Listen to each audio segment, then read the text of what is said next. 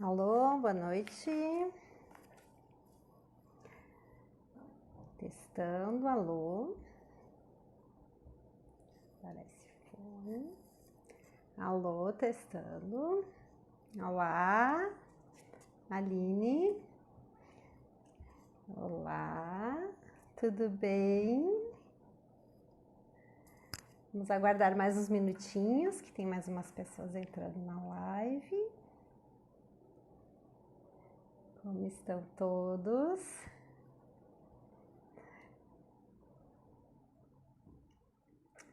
Que joia que você tá aqui, Aline. Bacana. Pessoal de Chapecó. Tudo bem? Como é que estamos no Chapecó? Que show! Em geral, eu espero 3 minutos, tá? Quando dá 9h03 a gente inicia conversando algumas coisas. Enquanto isso, o Instagram fica puxando algumas pessoas que estão online. Vamos só aguardar mais um minutinho. Nossa, o prazer é todo meu. Fico feliz. Se você está aqui na sala é porque realmente despertou alguma curiosidade, né? E com certeza a gente vai estar trocando muita coisa. Que você possa estar contribuindo, enfim, que a gente possa estar conversando bastante nesse momento, tá? Sempre que tiver comentários e coisa, pode ficar fazendo durante a minha fala, tá? Não é uma fala estanque, a gente tá aqui para debater o tema, né? Esse que é o mais legal. Que a gente possa estar conversando sobre a neuro, né? Expandindo mais o universo, expandindo os conhecimentos, e acho que no diálogo é que a gente cresce, né? Com certeza. Ai, que maravilha. Isso aí, joia. Tem mais uns segundinhos, a gente já inicia. Hoje é quarta-feira. Eu fiz uma enquete, algumas pessoas pediram a quarta, outras pediram a quinta. Então, hoje a gente vai testar a quarta-feira. Se a quarta-feira não rolar, que tiver pouca gente na sala, a gente volta para as quintas. Mas como tem muita live acontecendo nas quintas-feiras no Instagram, a gente tá optando pela quarta hoje, né? Mas se não der certo, a gente retorna para as quintas também, como a maioria tem feito, né? Que bom. Obrigada pela paciência em estar esperando, né? De qualquer forma, a gente vai gravar, né? E depois eu vou deixar disponível por 24 horas aqui no Instagram. E a gente pode estar retomando, enfim, as leituras, né? Ver, ouvir de novo, fazer novas sinapses, né? Sobre o assunto. Bom, 9h03, né? Então a gente está aqui para iniciar essa live de hoje. Hoje, dia 4 de março de 2020. A gente vai estar fazendo uma fala baseada na mobilidade, tá? Focando, inclusive eu mandei alguns e-mails para o pessoal sobre o assunto de hoje, que eu vou estar falando da mobilidade de pacientes neurológicos. Mas antes a gente tem que conversar sobre um sistema geral aí que vem acontecendo, né? Se a gente for pensar assim, como que a neuro se posiciona hoje no mercado de trabalho, né? Como que a gente está com essa série de atuações, de métodos, uma demanda muito grande por formação de pós-graduação que muitas vezes a gente não consegue acessar porque são cursos muito caros, né? Então a ideia é a gente estar podendo nessas lives trazer conteúdo no próprio YouTube, estar mostrando coisas para as pessoas, teorias, modos de trabalho, sistemas que a gente já utilizou e que deu certo, ou enfim, uma série de coisas que... deixa eu só ver uma coisa aqui. Enviou uma citação.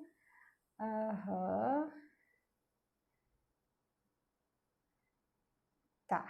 Ela tá pedindo para entrar ao vivo. Tá. E a gente já entra, Princesa Pérola. Você pode escrever a sua pergunta e aí, à medida que eu for falando, a gente vai discutindo contigo com as suas dúvidas, tá bom? Todas as perguntas que vocês tiverem, escrevam primeiro aqui e aí a gente vai tentando relacionar com o tema de hoje, tudo bem? Também, se tiver alguma coisa fora do tema que eu não consiga responder tudo hoje, eu posso estar respondendo no direct direto para a pessoa, tá? Pode me mandar lá no direct que eu vou estar com todo carinho e com calma explicando as dúvidas da pessoa. Porque como meu Instagram é aberto, tem muita gente, tem muitos pais de criança, tem muitos familiares, né? Que não só profissionais. Então, muitas vezes a fala pode estar um pouco complexa, mas aí vocês têm alguma dúvida específica da sua criança ou do seu familiar, vocês me mandam lá que eu vou estar respondendo. Tudo bem? Tranquilo? Joia! Então, assim, quando a gente fala em desenvolver a neurologia como um todo, né, a neurofuncional, a gente precisa pensar em como trazer resolutividade nos casos.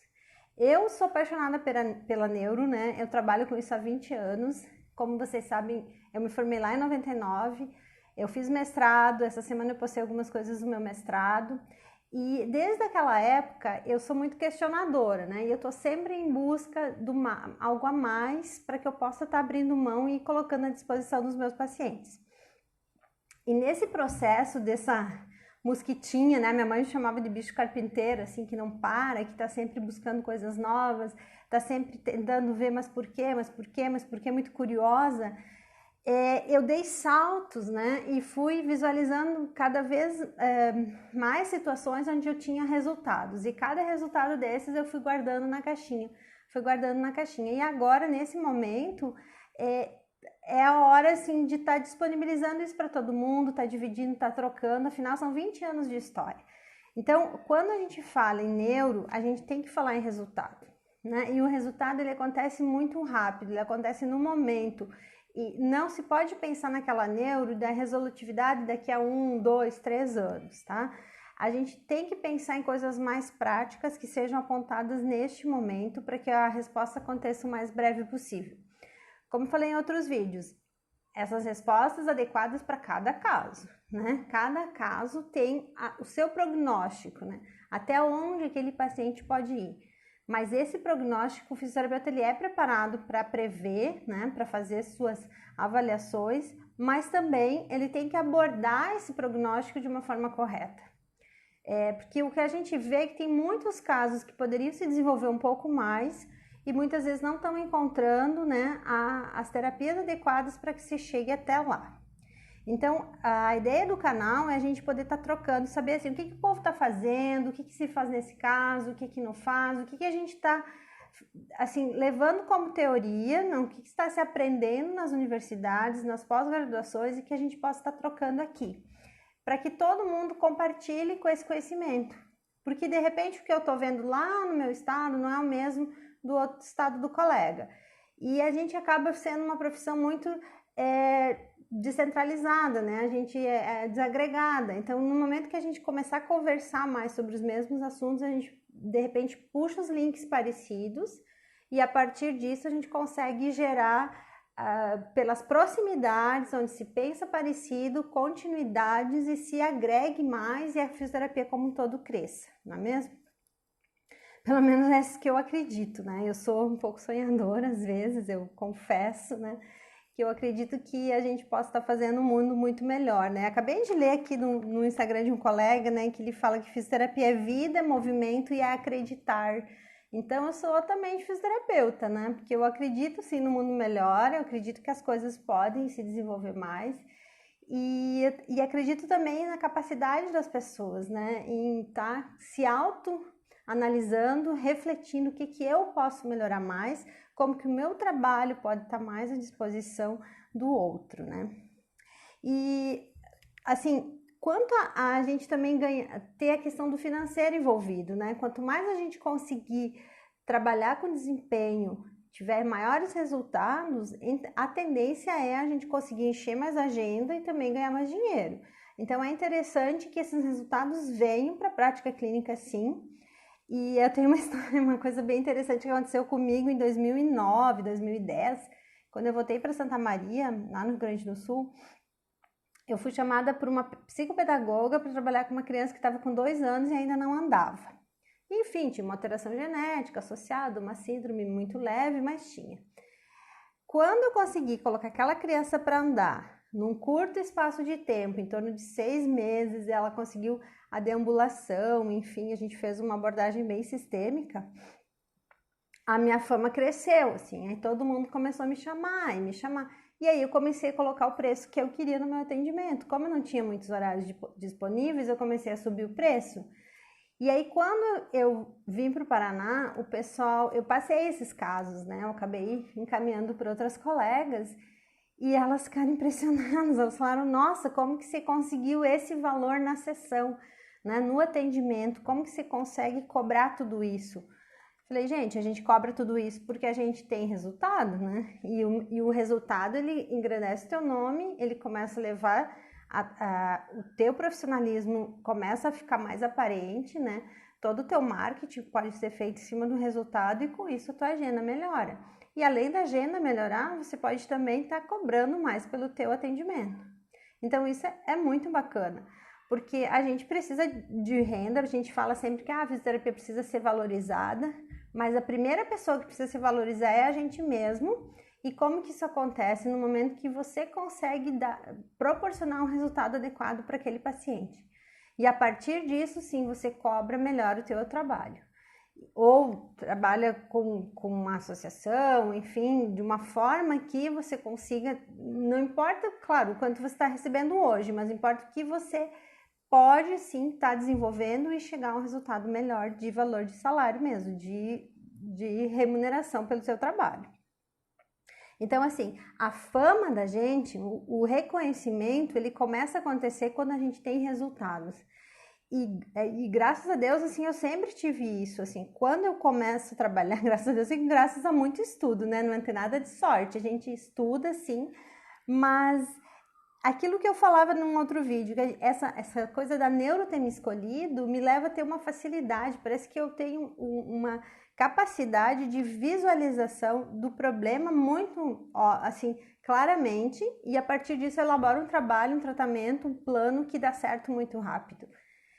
E é isso que eu sinto que às vezes as pessoas têm um pouco de dificuldade de montar esses planos, mas assim, não é porque a pessoa, eu não sei, não, é porque você realmente não teve oportunidade ainda de treinar isso. Então, no momento que você começar a praticar esse jeito de pensar neuro, você vai ver que vai ficar muito tranquilo. E isso a gente vai começar a falar nessa live de hoje. Um dos pontos que a gente vai abordar é a mobilidade. Então, a gente vai começar pelo mais simples, né, num processo pedagógico, assim, do simples para o complexo, né, sempre do mais simples. Então, quando a gente fala em neurofuncional, quando a gente fala em trabalhar com o paciente com uma injúria no sistema nervoso, a gente tem que pensar que basicamente é um corpo, né, ainda é um biotipo, é um organismo constituído de massa, músculos, fáscias, articulações. O sistema ortopédico está aí também, então todo esse conjunto vai ser abordado, né? E a forma da gente associar e entrar com o nosso tratamento, ele é a partir desse corpo, que funciona muito parecido do que era antes da lesão. Então muita coisa ainda é igual. E a gente não pode perder isso de vista, não pode ficar com aquele olhar só no membro que não movimenta. Você tem que olhar o complexo, o sistema como um todo, e a partir disso ir elaborando suas metas de trabalho. Quando a gente fala facilitação neurofuncional, que é a grande sacada da neurofuncional, né? A gente não, na verdade, está falando de uma facilitação neuromuscular, que envolve o sistema nervoso e o sistema musculoesquelético. Então, a facilitação neurofuncional nada mais é do que uma facilitação neuromuscular, que pode ser sim feita, inclusive em clientes que não têm injúria nervosa. Então, quando você entende que a facilitação neuromuscular é a grande sacada, você pode aplicar isso em qualquer tipo de alteração. Ortopédia, dor no ombro, condilite. Você começa a ver esse sistema de uma forma integral e aplicar até nos teus pacientes ortopédicos, da respiratória, da GO, enfim. E essa sacada de que as atividades funcionais, né, são o objetivo final, ou seja, que o paciente realize movimentos funcionais, que ele chegue a atividades esperadas, né? Que ele alcance a frente, que ele pegue um brinquedo, que ele se alimente melhor, são atividades funcionais para aquele caso. Mas para um atleta, por exemplo, a atividade funcional dele é saltar lá em altura, é nadar tantos metros em tanta velocidade, e isso não, nada disso cai fora do sistema. Eu falo assim, que para nós, o que é para um paciente chegar a completar uma atividade funcional com êxito, que seria uma AVD normal da vida diária, é o mesmo esforço que um atleta precisa fazer para chegar numa medalha. Então, o treinamento, só que as metas são diferentes, mas os esforços são os mesmos, né? E para chegar a esse nível tão alto de desempenho, precisa ser feita muita facilitação neurofuncional, neuromuscular. E esse conjunto, ele passa pela biomecânica, né? A biomecânica é a mãe de todas, né? Então, a partir do momento que você entende essa biomecânica, e na live passada eu falei sobre os planos de movimento, né? Sagital, frontal e transverso, a gente consegue perceber que ele também é uma base de biomecânica. Esses planos são a base da biomecânica e que precisa ser muito bem compreendido dentro da neuro também. Quando a gente fala em neuro, fala em planos de movimento, a gente tem que pensar que antes de você facilitar, muitas vezes você tem que fazer uma inibição de um tônus patológico, você tem que reposicionar essa criança, você tem que preparar ela para um movimento mais elevado. Eu passei para o pessoal um e-book que consta lá, se vocês fizerem a leitura, vai aparecer bem a importância do alinhamento, né? Da gente estar bem posicionado, que o paciente esteja bem sentado, com os pezinhos no chão, que nenhum movimento vai ser executado nos extremos da articulação. A gente tem que tentar fazer o movimento sempre mais centrado na fisiologia, lá no arco de movimento, a gente tentar o movimento do meio, né, que os extremos eles têm maior capacidade de injúria, enfim. Quando a gente consegue relacionar essas biomecânicas, a gente tem sim lá na frente um desenvolvimento da função muito melhor. Quando a gente fala assim, isso também pode ser aplicado para paciente do Pilates, para um ortopédico, é porque os pontos, gente, de mobilidade e estabilidade, eles estão presentes em todos os corpos, né? Alguns pacientes têm mais, outros menos, mas todos, inclusive nós mesmos, temos pontos na nossa coluna que são mais móveis ou mais estáveis. Tem gente que funciona melhor na lombar, tem outros que têm mais alteração na torácica, e esse conjunto, ele passa a haver, muitas vezes, um desequilíbrio na atividade física daquele cliente, seja no Pilates, onde for. Então, se você começa a entender que o processo de mobilidade e estabilidade ele está extremamente intrincado, você pode abrir mão desse sistema em qualquer tipo de paciente. Até lá no hospital, quando você está atendendo na respiratória. Tudo que você conseguir equilibrar vai sempre estar trazendo para uma melhora da evolução desse caso, não é mesmo? Então, assim, quando a gente pensa em facilitação, a gente tem sempre que pensar na mobilidade e na estabilidade. Hoje a gente vai falar mais de mobilidade, ok? Então, quando a gente pensa em pacientes móveis, vamos escrever aqui, ó, quem está aí na live. Que tipo de paciente pode ser considerado um paciente móvel, né? Um paciente que apresenta quais tipos de alteração? Quem trabalha com a neuro, quem está aí envolvido, né? Se a gente pensar, por exemplo, num caso bem clássico, né, de mobilidade, que a gente luta contra a mobilidade, né? Os pacientes com síndrome de Down, que são hipotônicos, que são hipermóveis, que têm laxidão, que têm essa frouxidão ligamentar, que muitas vezes há um tônus de baixo para normal, né? Eles não entram em hipertonia. Então, é um paciente que ele é todo molinho, né? E esse é o caso mais clássico, assim, a descrição básica de hipermobilidade. Mas nós temos outros casos, né? Que se a gente for parar para pensar, quem mais? Alguém mais se arrisca a elencar um outro caso de paciente móvel, né? Que tem as características da mobilidade. Quando a gente pensa nos atáxicos, né? De uma forma geral, crianças, a paralisia cerebral atáxica, alterações de cerebelo, né? Teve uma vez, eu tive um paciente que ele fez um tumor da glândula pineal. Para retirar o tumor na pineal, o neurocirurgião tirou o teto do mesencéfalo e acessou pela base do cerebelo. Então ele veio por baixo e sacou o teto do mesencéfalo junto com a pineal. Esse menino ficou com uma ataxia grave, ele tinha um desequilíbrio incrível, uma mobilidade tremenda, assim, ele não conseguia se localizar perante a gravidade. Então foi um caso bem extremo de trabalho com hipermóveis, né? Onde a gente tinha que dar referência para ele o tempo inteiro, onde você está. Então a tua carga está aqui, o teu centro de gravidade está aqui. E a gente retomava, né? Só que como foi feita uma retirada de neurônios, é muito mais difícil da plasticidade acontecer, né? Não foi simplesmente uma queima de neurônios, foi uma retirada anatômica.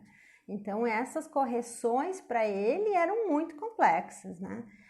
E além de outros sistemas que ficaram lesionados também, né? Mas quando a gente pensa também na paralisia cerebral, de uma forma geral, os pacientes coreotetoides, né, os flutuantes, né, que variam, que vão para o hiper, mas descem para o hipo muito rápido. Esses pacientes têm características de mobilidade, né? Apesar de atingir a hipertonia, eles retornam rapidamente ou ficam nessa flutuação, nesse vai e vem. Então, esse conjunto também é considerado paciente imóvel, tá? Além desses, a gente pode pensar que muitas vezes uma alteração de controle de cabeça, tá? Mesmo no paciente hipertônico, quando a hipermobilidade da cervical, o não controle de cabeça, quando você tenta, né, colocar esse paciente contra a gravidade, ele simplesmente desaba e desaba e desaba. Então, essa falta de sustentação contra a gravidade, ele é um ponto de muita mobilidade. Então, o excesso de mobilidade faz com que eu não tenha controle motor sobre isso. E esse excesso de mobilidade incapacita qualquer tipo de controle motor, né? E muitas vezes, dependendo do grau da paralisia cerebral, do quanto houve o acometimento, isso é dificílimo de se conseguir em determinadas posturas, né? Então, essa mobilidade excessiva, ela também aparece em pacientes da ortopedia, né? Então, quando a gente tem paciente com lacidão, sabe aquelas pessoas que viram o dedo, assim, que vai virando e alcança, né? Tem pessoas que, junta, minha perna vem aqui em cima, não é nem bailarina, né?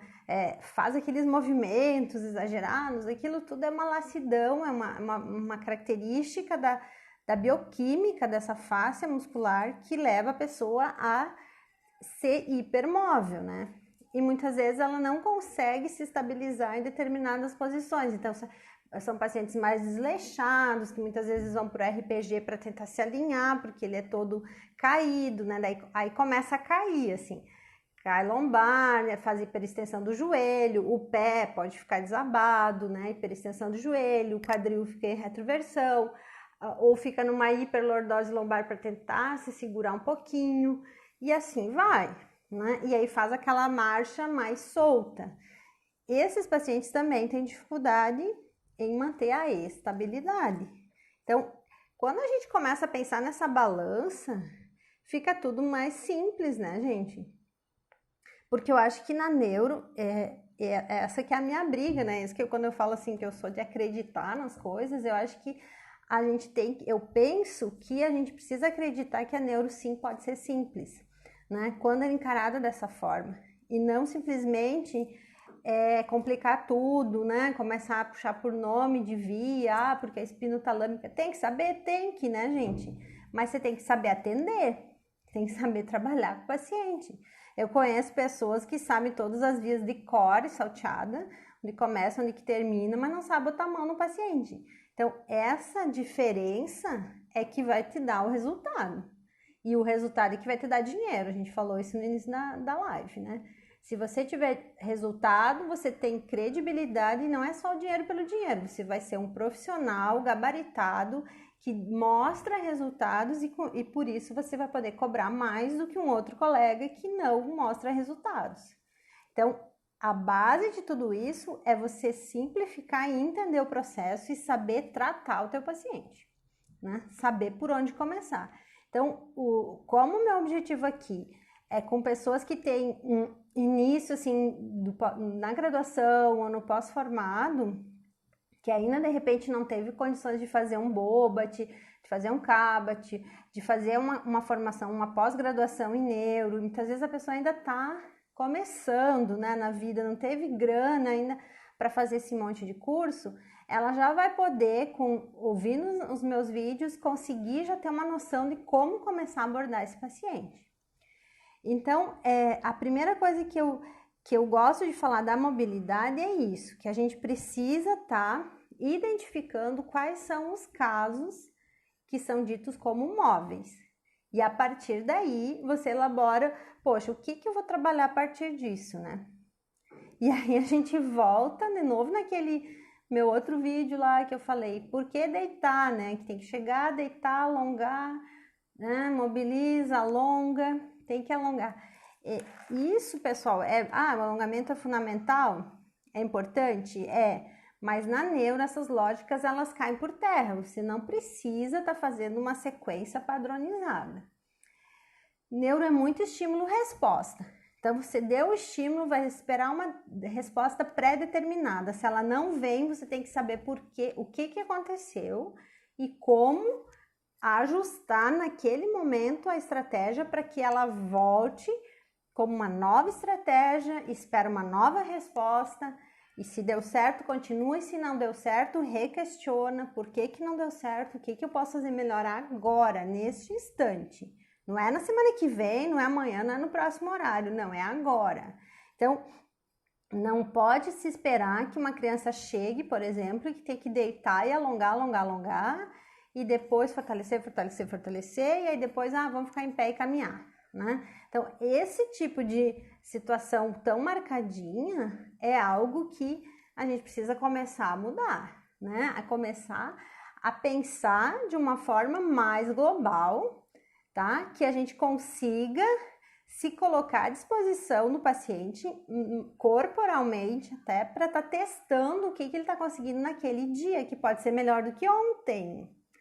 Só que se você faz sempre a mesma coisa, como que você vai saber que está melhor que ontem, né? Então, eu tenho um caso também bem clássico para falar para vocês, de um paciente com Dravet, tá? A Dravet é uma alteração, né? Uma síndrome que de vez em quando o paciente faz umas paradas e tal, é algo bem interessante, assim, mas há um risco de óbito muito imediato, assim, então a gente tem que ficar muito de olho quando a gente está trabalhando com ele. Mas, assim, ele é muito pré-hipotônico, né, no sentido, assim, não vou falar um hipotônico severo porque ele deambula, mas ele tem aquele quadro de hipotonia do paciente ortopédico, assim, porque ele tem uma injúria, mas ele acabou cometendo mais o intelecto, né? Só que, assim, ele tá com 6 anos agora.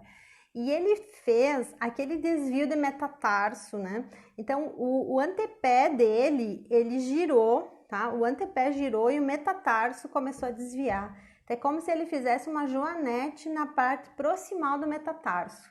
Então, ele começou a desviar lá no pezinho, né? Essa alteração. Além de fazer o arco plantar bem severo, né? E uma hipermobilidade muito grande no tendão do calcâneo, né? Então, assim, quando ele faz a dorsiflexão, é uma dorsiflexão exagerada, vai lá para trás, né? Então, quando a gente vê um tornozelo desse tipo, é algo assim, se começa a mobilizar, a alteração toda está numa hipermobilidade, que daí se completa com uma gaveta positiva de joelho, os quadris deles extremamente imóveis, uma rotação interna severa, a ponto dos pés, né, se baterem e tal. Por quê? Porque o glúteo médio não consegue estabilizar o quadril, né, ele não consegue segurar e aí a rotação interna até que o osso alavanque, né. E aí fica toda alavancada, aí completa com uma hiperlordose lombar, faz aquele abdômen globoso para frente, né, então ele fica todo desabado. E essa criança, até chegar na minha mão, nunca tinha sido recomendado uma órtese, né? Então, assim, uma órtese para estabilizar o tornozelo. Então, é algo assim que, claro, ele tem alterações sensoriais, ele tem, né, toda essa questão do que desencadeia as crises, mas, gente, são 6 anos, né?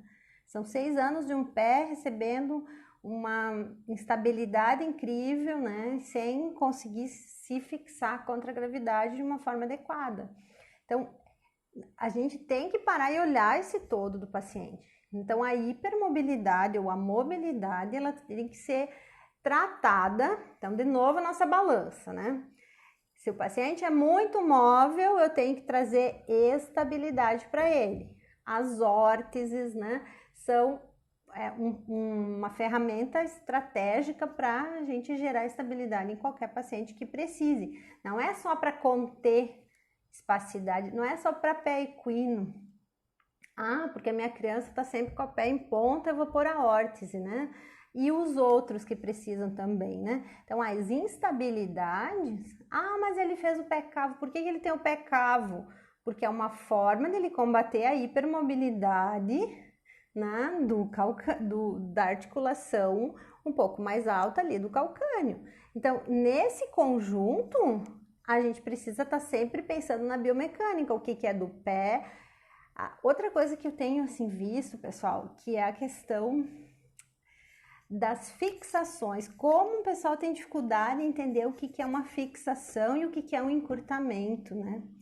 Por que a pessoa encurta a musculatura? Porque ela está usando essa musculatura para se estabilizar.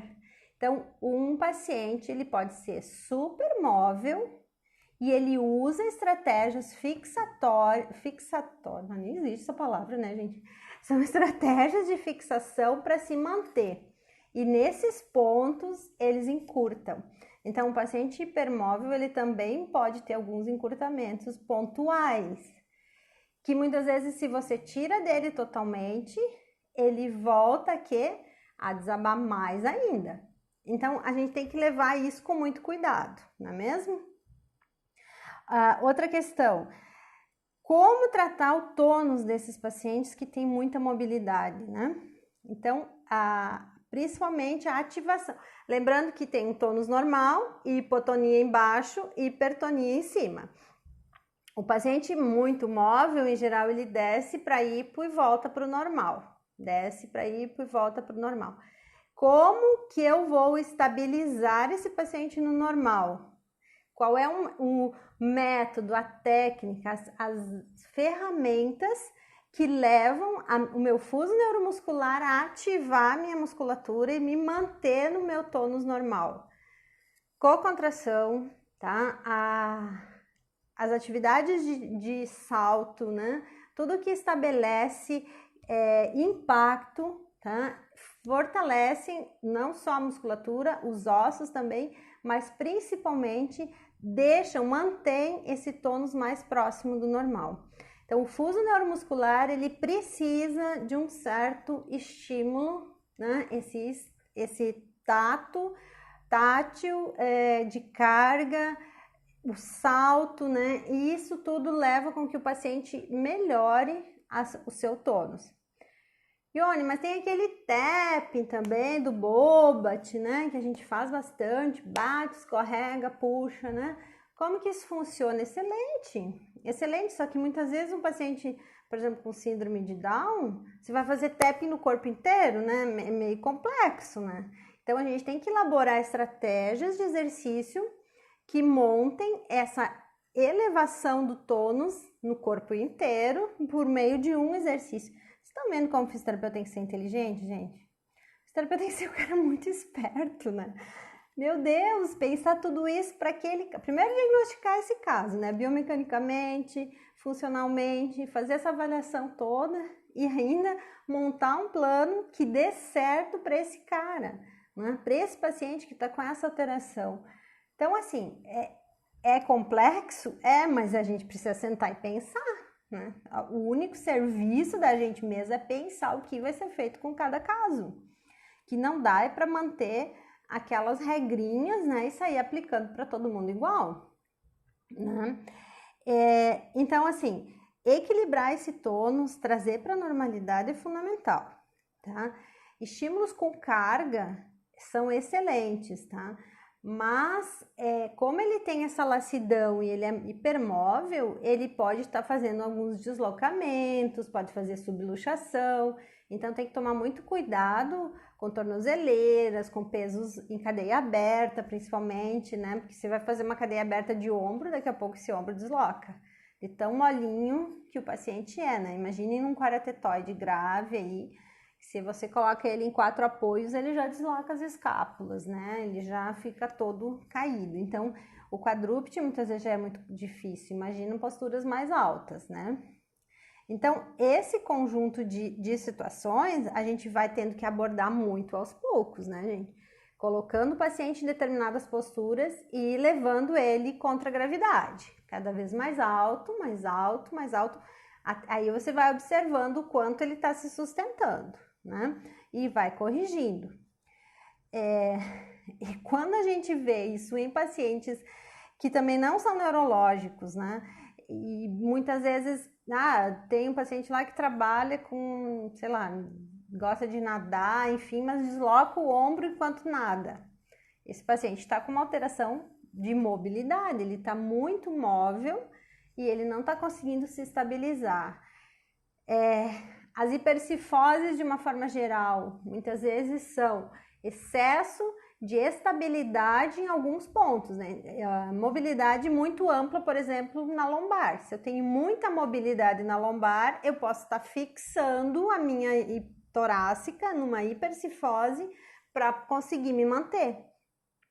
Então, muitas vezes, para você trabalhar e tratar a hipercifose, seria interessante estabilizar melhor a tua lombar. Então, esse conjunto de mobilidade com estabilidade, eu consigo ter uma visão da balança, né? E, de novo, voltar para o equilíbrio. Quando que eu estabilizo e quando que eu aumento a mobilidade. Então, eu vou fazendo esse conjunto, esse jogo biomecânico, até eu conseguir chegar no melhor para aquele paciente, não é mesmo?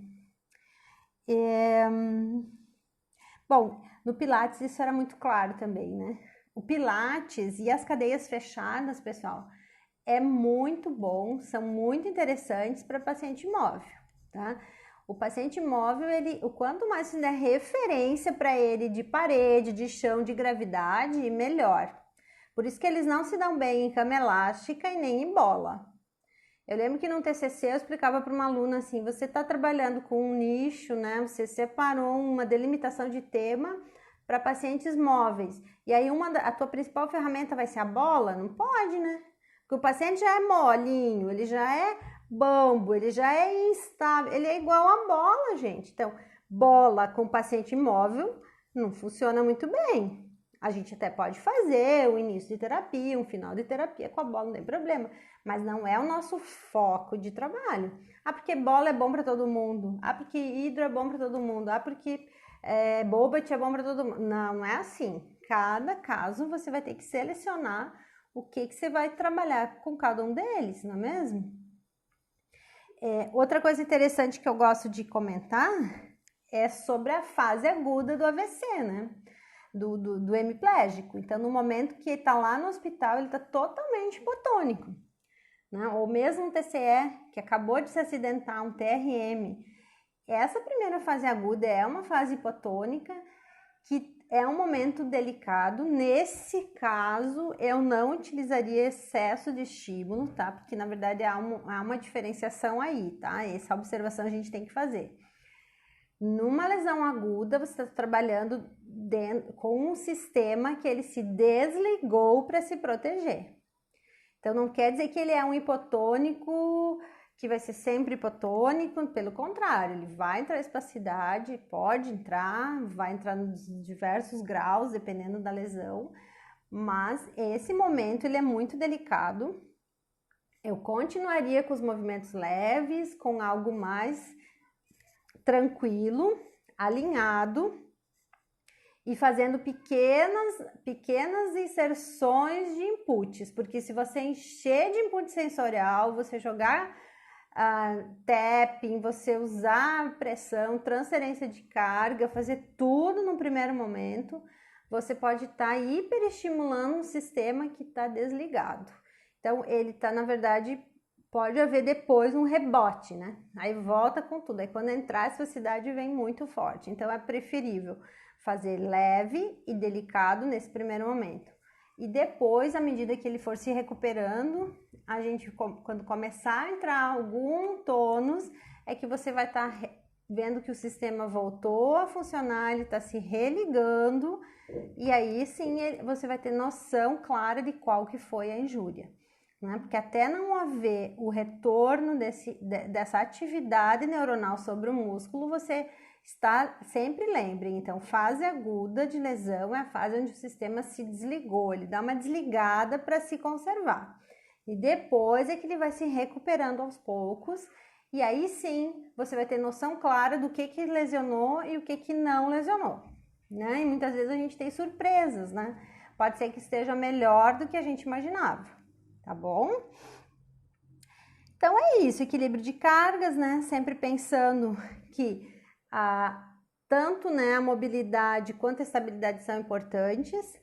Na próxima live eu vou falar então de estabilidade, né, de como que são os pacientes estáveis e como que a gente aborda então a estabilidade. Mas eu acredito que é interessante que muita gente a partir desse estudo de hoje já vai estar se ligando como que vai fazer no próximo, né? Porque como eu falei, a neuro ela pode ser muito simples, né? Ela é muito simples se você também não complicar, né? Você pensar o paciente de uma forma mais clara, né? Uma coisa que a gente aprende muito é a questão também dos padrões de inibição de tônus, né? Como eu faço... meu paciente chega, eu tenho que inibir. Mas, cara, nós estamos falando de um paciente hipermóvel, ele é hipotônico, você vai sair inibindo? Né? Em que momento você faz inibição nesse paciente? Precisa inibir um paciente? Essa pergunta ninguém fez aqui ainda, né? Preciso inibir o padrão patológico de um paciente hipotônico? Né? Se ele é hipotônico, primeiro, ele tem algum reflexo patológico? Ele está trazendo alguma alteração de base anterior que eu preciso estar preparando ele para o próximo movimento, ou eu já posso estar agindo nas retrações e nas fixações para depois posicionar e trabalhar movimentos mais alinhados, né? Então, são questionamentos. Eu queria que vocês falassem algumas coisas das suas experiências também. Será que eu falei muita besteira, gente? Ô Lelê, você que tá aí me dando um oizinho, a Débora, hein? Que são pessoas que eu conheço, que eu sei que trabalham muito com neuro e há muito tempo, né? Desde as épocas das monitorias, né? E etc. Né? Como que a gente trabalha com paciente hipotônico, né? Como que se trabalha com paciente móvel, aquele que desaba fácil, aquela criança que tropeça e cai a todo momento, né? Que não se estabiliza, que faz hiperextensão do joelho, que é todo caidinho, né? Vocês têm feito alguma coisa diferente do que eu falei até agora? Se sim, comentem aqui, escrevam aqui embaixo. Eu tenho trabalhado isso, tem dado certo, né? Uma coisa que eu tenho feito e que tem dado certo, gente, é a questão do impacto direcionado, né? Por exemplo, o paciente está lá em supino e você simplesmente fica batendo o pezinho dele no chão, né? Esse impacto leve, né, contínuo, você faz uns minutinhos numa perna, na outra perna. Você pode fazer isso em 4 apoios, né? Fazendo muita transferência de peso não focada, né? Não é aquela transferência que você transfere e fica, não. Batidinha mesmo, né? Como se fosse um martelinho, né? Você fica lá, pá, pá, pá, pá. Você vai vendo que o tônus da criança, opa, vai acordando, né? Vai se colocando numa elevação contínua a partir das tuas marteladinhas, né? Então, vai transferindo o peso aos pouquinhos, mas tentando dar a batidinha, né? Se é um paciente que nem consegue sentar ainda, se daqui a pouco ele é muito alterado, você pode fazer isso em supino na tua própria mão, numa paredinha, alguma coisa que você tem próximo, para estar tentando dar um estímulo contínuo de up, up, up, até esse tônus dar uma subida. Depois que ele conseguiu se estabilizar, aí você coloca ele numa próxima postura. E aí começa tudo de novo. Batidinhas, batidinhas, batidinhas, próxima postura. Batidinhas, batidinhas. E aí você precisa saber bem as habilidades das transferências, né? Desde o supino até o em pé. Então, tudo que é possível.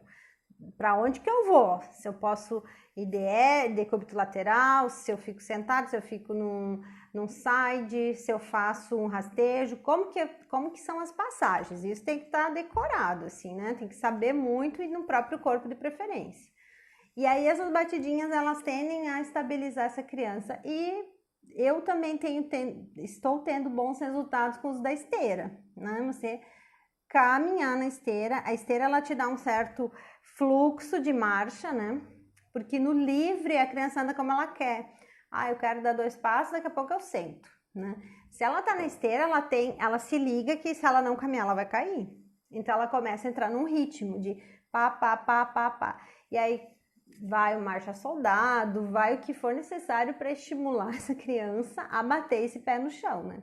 Então, quanto mais o martelinho acontecer, mais eu consigo deixar esse tônus próximo do normal. E aí, à medida que a criança vai entendendo, né, que esse padrão tem que ser um hábito para ela, ela vai tendo isso como uma aprendizagem motora, não é mesmo? Transferência leve de pé, isso, Lelê. Muito bem, transferência de peso, isso mesmo, ó, tá todo mundo bem ligado, né? Que é coisa, ó, o que a Débora faz também? Ela usa peso também e a concentração do paciente, que ajuda muito, porque no hipotônico é essencial, fundamental, né? Muito bem lembrado, Débora. Assim, a questão do cognitivo, quanto mais cognitivo a gente tem, maior o resultado com o paciente, né? Quando não... O que acontece muito com os hipotônicos? Eles têm distúrbio da atenção. Então, assim, ó, passou a mosca aqui, eu tô indo, né? Tia Ione ficou, né? Passou um avião lá que ele ouviu um barulhinho, ele já se desconcentrou e para de prestar atenção na atividade, né? A gente se lasca, né? Mas nada como, de novo, trabalho mais focado, voltar para o seu ponto, né? Se a gente conseguir uma sala mais individualizada para trabalhar, para que eles consigam se concentrar mais, né? E quanto mais concentrados, né, Débora, maior o resultado em cada movimento, em cada micro movimento, né? Muitas vezes, para a gente conseguir estabelecer uma relação ali corporal e um diálogo, né? E tá cada vez mais desenvolvendo esse paciente, né?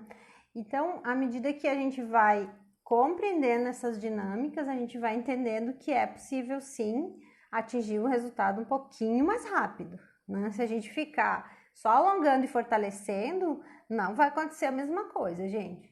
Só alongar e fortalecer. Muitas vezes no hipotônico, se começa a alongar, meu Deus, ele se vai, né?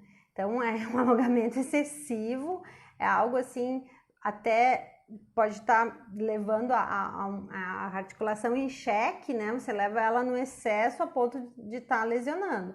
Então, é interessante voltar e refletir melhor em que momento eu alongo, né? Quando que eu alongo? Será que não é mais interessante alongar numa cadeia fechada, fazer um urso, por exemplo, que a postura de urso, ela já é super, né?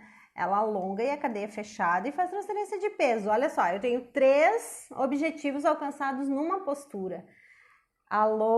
Postura em urso, né? Para quem não sabe, pés no chão e mãos no chão com os joelhos esticados. Eu tenho transferência de peso nos 4 membros, eu tenho a flexibilidade de toda a cadeia posterior, né? Eu tenho a questão do brincar, que eu posso estar usando no caso de uma criança, e ainda posso estar fazendo, enfim, as batidinhas, os martelinhos, e tô fazendo uma cocontração em cadeia fechada. Então, eu tenho vários objetivos alcançados em uma postura, né? A Lê também fala do estímulo verbal, né? Sim, bem lembrado, Lê, que ajuda também a concentração, né? No hipotônico, nos que são mais móveis, a gente pode usar um tom de voz mais firme, tá? Tom de voz firme, batendo, né? Usando a própria voz como um estímulo. Então, você pode falar mais firme, alto e forte e seco com o paciente. Você pode usar até o olhar. Você chama ele para olhar, chama no tom de voz e vai marcando, né, de acordo com cada exercício. Eu já só imitando aqui, né? Parece que eu tô atendendo. Ah, pessoa muito doida essa, né? Tô igual aquele Minion lá. Essas neuróticas ninguém merece, né? Mas é muito divertido tudo isso, porque a gente ama, né? A gente se diverte muito com o que faz, né? Para mim, atender neuro é uma grande...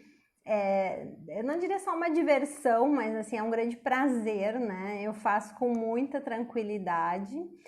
É algo assim que me deixa muito bem, muito feliz.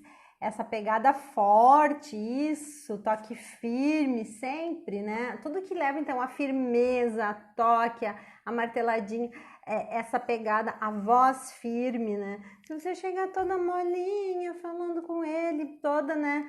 Você hipotônica, ele vai entrar na tua vibe e vai ficar hipotônico também. Então esse conjunto é interessante, né? Como sempre pensar que nós somos a grande oferta de estímulo para o paciente. E ele vai responder de acordo com o nosso estímulo. Então, quando eu estimulo, eu espero essa resposta. Só que o meu estímulo também tem que ser correto, né? Eu entendo que tem situações, que tem momentos, tem clínicas, que tem clínicas e clínicas, a paz e a paz, né? A gente não consegue, muitas vezes, fazer tudo que a gente está falando aqui. Mas não conseguir fazer é uma coisa, agora você não saber o que você teria que fazer é outra, né? Então a gente tem que focar no que nós precisamos aprender a fazer para atingir o resultado. Se eu vou conseguir colocar em prática, daí é outros 500, porque às vezes não depende só do nosso trabalho, né? Depende de todo um sistema que já está estruturado e muitas vezes a gente não consegue mesmo, né? Mas é isso. Mais perguntas? Mais alguém quer comentar algo? São 9h52. A gente está quase estourando o tempo do Instagram, que só permite 1 hora de live. Quem mais quer comentar alguma coisa? Eu quero convidar vocês, então, para 2 situações. A primeira é se alguém ainda que não recebeu o e-book, me passa um e-mail ou escreve aqui no direct.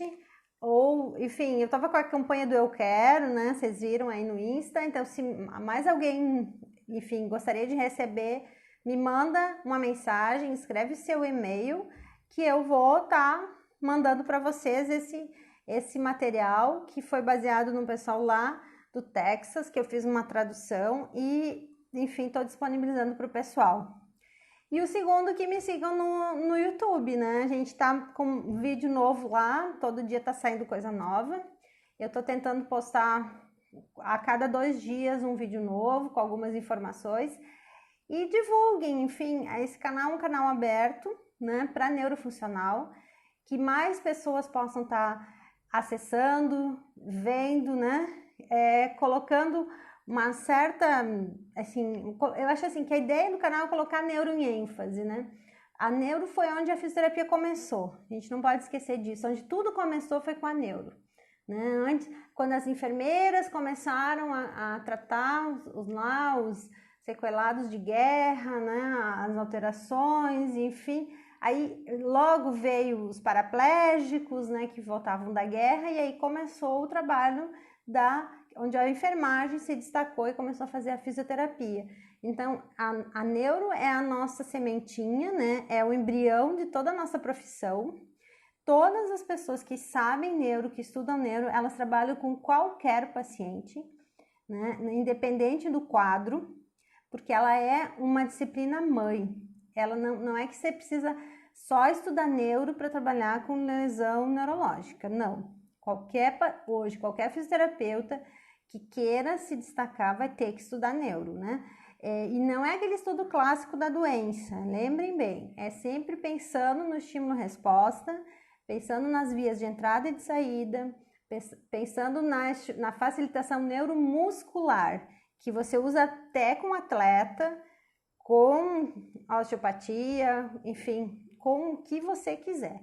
mas a neuro, ela é a base de tudo. Tá bom, gente? Eu espero vocês... Olha, pelo que eu vi, o quórum foi melhor, depois eu vou olhar com mais calma, mas a quarta-feira ficou mais bacana. Acho que o pessoal vai aderir mais. Então, eu vou fazer mais uma análise, mas provavelmente a gente vai se ver de novo na quarta que vem. Para mim também ficou super bom.